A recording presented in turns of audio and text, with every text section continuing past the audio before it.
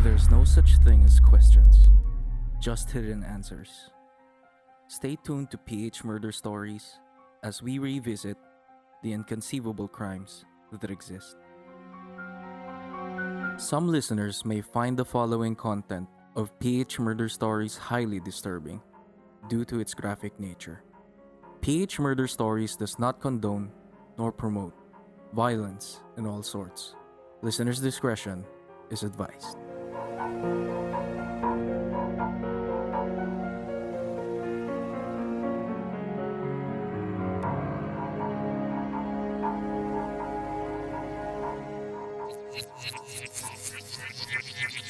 Wala po ako ron, kaya nga po pinipilit po ni Colonel Dumlao. Bali siya po lahat talaga nagmaniobra lahat ng istorya po para po madiin po ako dyan sa kasong kidnapping na yan. Opo, ang tao lang po noon, isa lang po. Ang nakita ko si SPO 3 lang po, Santa Isabel po. Wala po akong inauthorize na ganyang operation. Hindi ko po alam. In fact po, yung mga kasama po niya, hindi ko po ka-unit. And my husband, who is in heaven, is also waiting for justice to be served. Jee Ick-Joo is known as the victim of a gruesome murder from law enforcers who took advantage of the controversial war on drugs to extort businessmen that provide for their families. But this story does not end here. For his employees, who fondly call him tatang, he is a boss who gave opportunities to his people.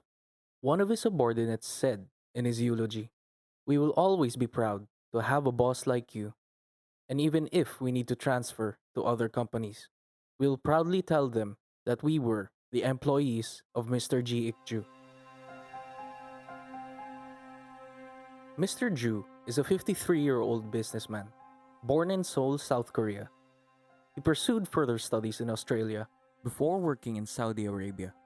In 2008, he decided to stay in the Philippines, together with his wife and daughter, after being named as a director of Hanjin Heavy Industries and Construction Company, a South Korean heavy industries firm in Subic, Zambales.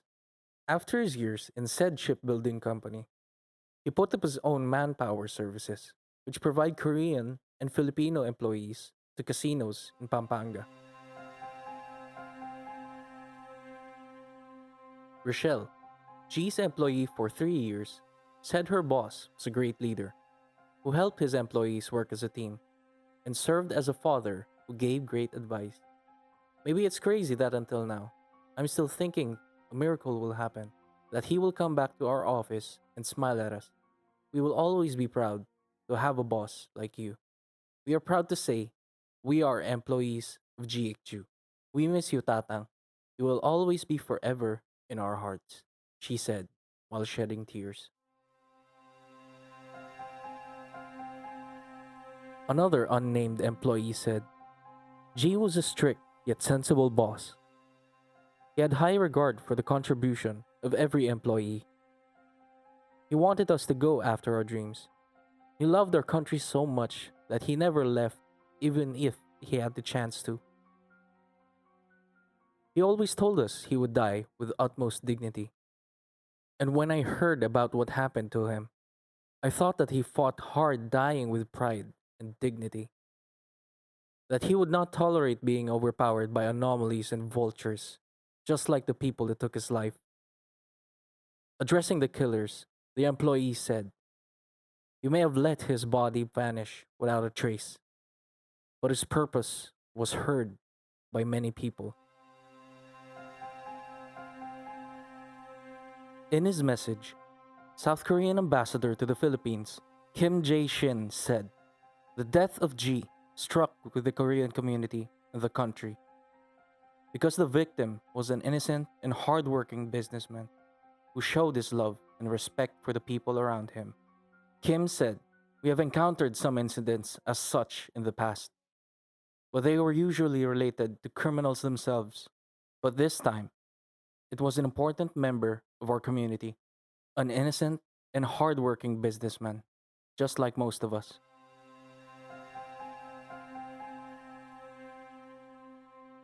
But with every husband who suddenly dies, there's a wife who is terribly grieving.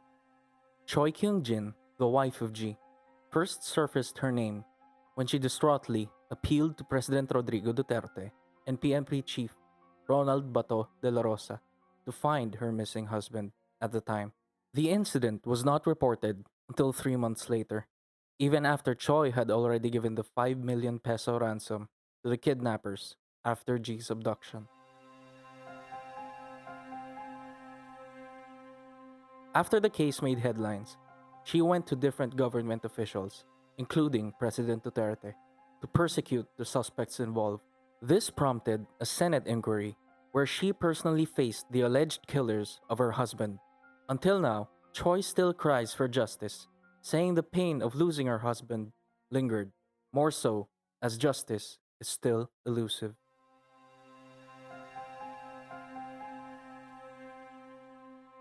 Meanwhile, Marisa Morquicho, the helper who was taken by the policemen aside from Jee, spared the tragic fate that befell her new employer a day after she started working for him. She said she was recommended to Jee by a friend of her former boss, a certain Rose Park, who had gone back to Korea. She was abducted with Jee in her employer's residence in Angeles, Pampanga, then later on was freed in Cubao, Quezon City. After transferring from one house to another, the maid said her sister told her to seek help from TV5, which helped her get in touch with the Philippine National Police anti-kidnapping group in Camp Crame. As the investigation gets a clearer picture of the case, there are 5 names being implicated in this dreadful murder. Superintendent Rafael Dumlao, who was tagged as the mastermind of the extortion and killing of Jee. SPO3 Ricky Santa Isabel, the primary suspect who was pinpointed as the one who strangled and killed the Korean businessman. SPO4 Roy Villegas, who served as the star witness in the case. SPO4 Ramon Yalung, who was first named as one of the suspects but later on excluded.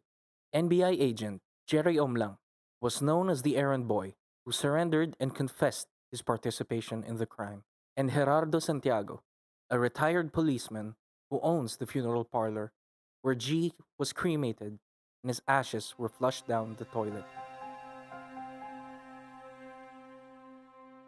With the policemen being dragged down in this controversy, and the National Police Headquarters being highlighted as the scene of this grievous crime, how did their chief handle the situation?